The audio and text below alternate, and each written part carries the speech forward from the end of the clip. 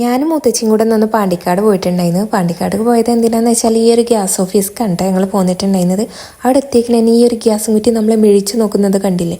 അത് കഴിഞ്ഞ് അവിടെ ഒരു ന്യൂസ് പേപ്പർ ഇരിക്കുന്നുണ്ട് കേട്ടോ. മെസ്സിനെ കണ്ടിട്ട് എടുത്ത് നോക്കിയതാണ്.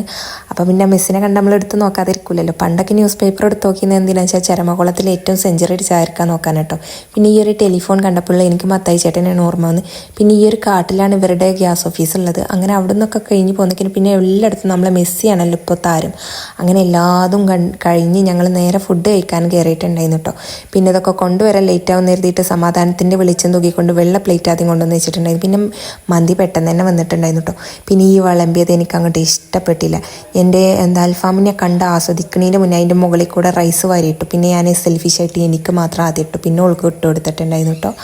അങ്ങനെ അതൊക്കെ കഴിഞ്ഞ് ഞങ്ങളിതൊക്കെ ഉരുട്ടി കഴിക്കുകയായിരുന്നു. നല്ല ടേസ്റ്റ് ഉണ്ടായിരുന്നു, നല്ല ചൂടുണ്ടായിരുന്നു. അങ്ങനെ അതൊക്കെ കഴിച്ച് നോക്കിയപ്പോഴാണ് അവിടെ കുറേ ഫുഡ് സേഫ്റ്റി ഓഫീസേഴ്സ് വന്ന് ഫുഡൊക്കെ പരിശോധിക്കുന്നുണ്ടായിരുന്നു കേട്ടോ. അതൊക്കെ കഴിഞ്ഞ് ഞങ്ങൾ ഈ ഒരു സ്മൂതും മേടിച്ച് അങ്ങനെ വീട്ടിലേക്ക് പോന്നിട്ടുണ്ട് ഗൈസ്. അപ്പോൾ ഓക്കെ, ബൈ.